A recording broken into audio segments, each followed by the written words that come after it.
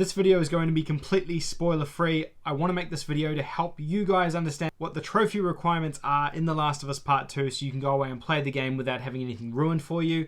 I will mention a specific trophy at the end of the video, but I'll give forewarning before I mention that so you guys can skip off if you want to. However, it won't mention any specific plot points. Welcome back to the channel, guys. This is my trophy guide and roadmap for The Last of Us Part 2. I am so excited for this game. I've been waiting for it for so long and I've been playing through it all night to bring you this video. Let's kick off with the intro and then we'll get into the trophies.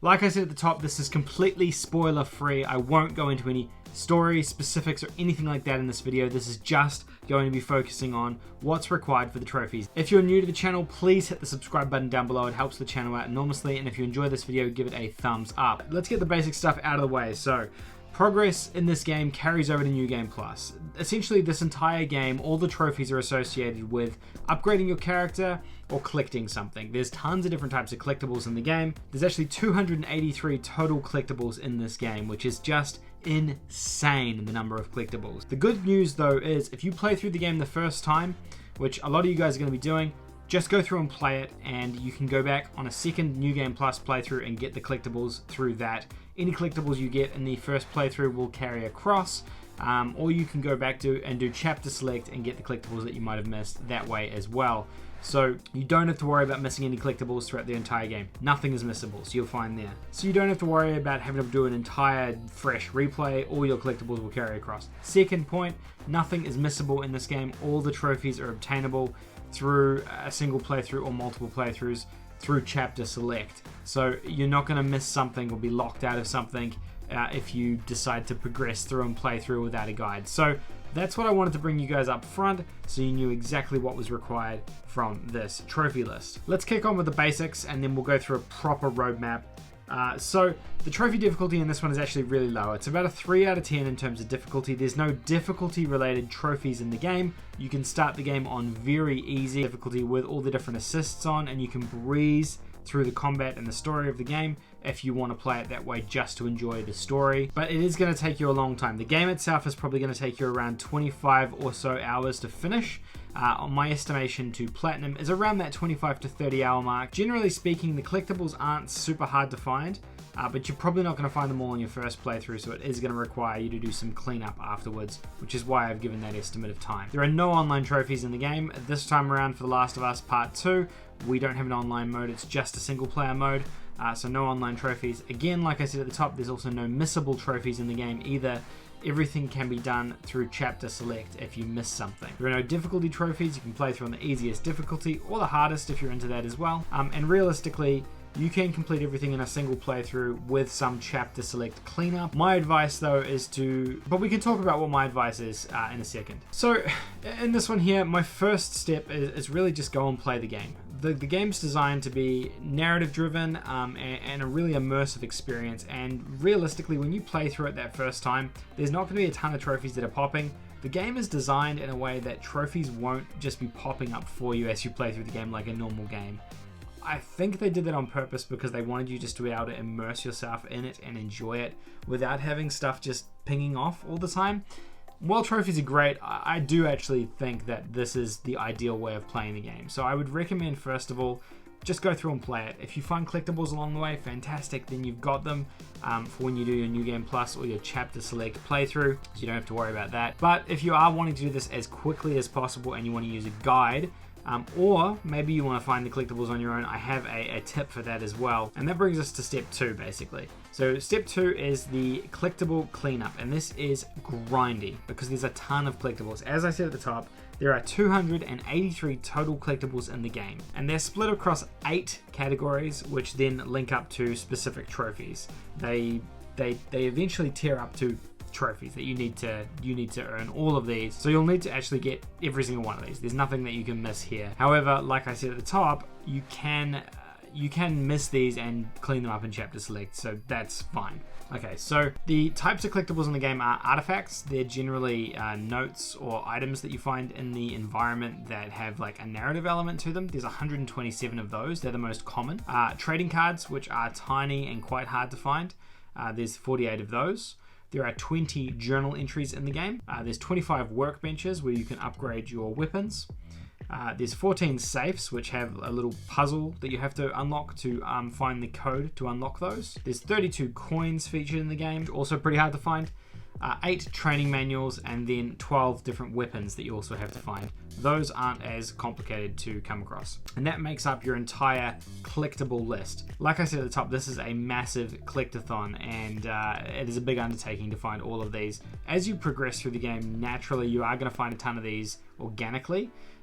Alternatively, you can use a guide and follow through a guide to unlock all of these. But there is also another method you can use, and that is using the accessibility features in the game. The game has an accessibility setting where you can turn on, I guess, accessibility, and it essentially makes all the enemies red, it makes your character blue, and it makes all the items and collectibles in the game yellow. So it changes the entire tone of the game that you're looking at. However, if you're wanting to go through yourself and find the collectibles without using a guide, you can use that method to go and do that, and you're going to be able to find all the collectibles yourself on that playthrough as well. The great thing about the accessibility features are with your DualShock, if you have them activated, you just have to swipe on the touchpad and it will turn them off, so you can have the normal view. So the way I played through the game was I would play through, when I'd go into an environment that was new, I'd swipe the accessibility on to see if there was any collectibles, go and find them, and then swipe it off again so I could continue progressing through the game. That's not necessarily the most enjoyable way to play the game because it is quite immersion breaking, but if you guys are wanting to do that on your first playthrough without a guide, it is very doable. The other great feature is that at the end of each chapter, it does tell you what collectibles are available and what you're missing. So you can find out if you're missing anything from each chapter. There's a tally of all the collectibles that were available, so you can just go back and reference that and find them all that way. So that's your collectible component of the game. The other thing you need to do here is your upgrades. So I've called this the upgrade component, I suppose, and this is both character upgrades for leveling up the different skills that your characters can use, as well as your weapon upgrades, and that's all the upgrades you do at workbenches using the scraps. You need to collect the 2 different types of currency to upgrade your character and your weapons, and you'll just collect all that stuff as you're playing through the game naturally, just scavenging for resources. And there's plenty of resources in the game, I found, to upgrade all of that stuff without you having to worry too much about missing anything. So there are a number of trophies associated with that. Now, between the trophies associated with collecting everything and the trophies associated with upgrading your characters, that accounts for, I'd say, 95% of the trophies in the game.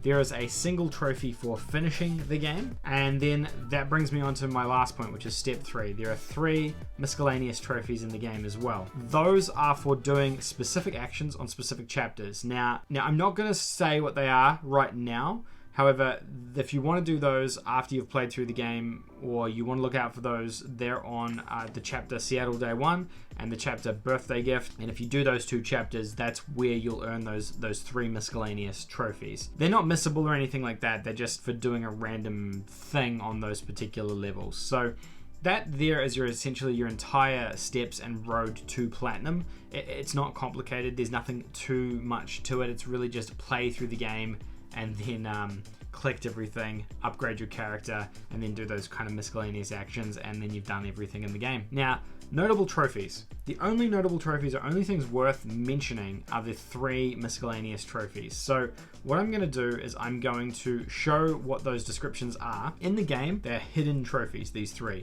I don't believe they spoil anything inherently, just looking at the names of them.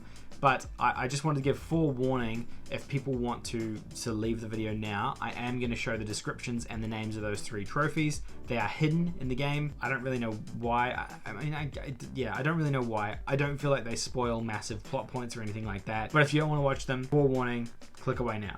Okay? Alright, so anyone else is still with me, we can talk about these 3 trophies now. So the 3 miscellaneous trophies that are available in the game. The first one is called Looks Good on You, and it's Put a Hat on Your Companion. So this one here you earn on the chapter Birthday Gift, and it's for finding a hat in the level, and you have to put the hat on your AI partner who's with you at the time. So it's not super complicated. There's a little puzzle associated with it, but I'll do a separate video on that if people want to know more details about it. Like I said, I don't want to talk about like what you do in that chapter or anything. I just want to tell you what's required for the trophy, essentially. The second is called Sharpshooter. Sharpshooter and Put My Name Up are both earned on the Seattle Day 1 mission, which is actually like chapter 2 in the game, essentially. The marksmanship competition, you have to compete against another character in a shooting range, and you just have to hit more targets than them, essentially. And then the Put My Name Up, you have to earn a high score in a like archery mini game on the same chapter using these like fake archery things. And that's essentially it. I'm not going to go into any more details specifically about those trophies because I don't want to talk about the chapters or anything like that. This isn't a spoiler review or anything. This is literally just notable trophies, and those are 3 notable trophies. But that's really it. That's all the ins and outs of this game. Like I said, don't worry, there's nothing missable. You can go back through even the notable trophies. You can go back through and earn those at a later time if you want to, which is what I would recommend doing, by the way. And same with collectibles. It is a massive collectathon.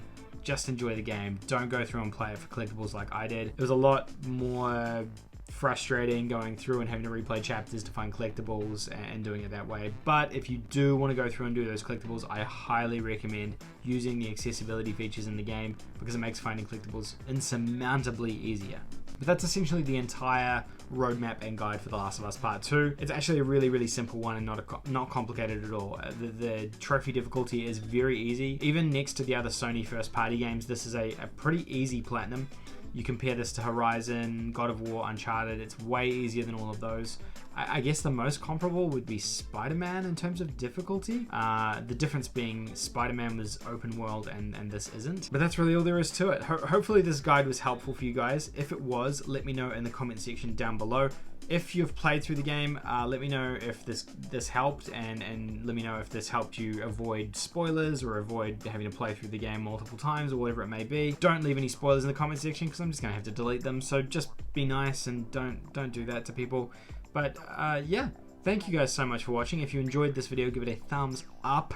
And if you're new to the channel, like I said, please subscribe. It helps the channel out enormously. But that's all from me, guys. Thank you so much for watching. It's been amazing being able to play this game and do some guides for it and have an audience to talk to. So thank you so much, guys, and have a fantastic evening enjoying the game.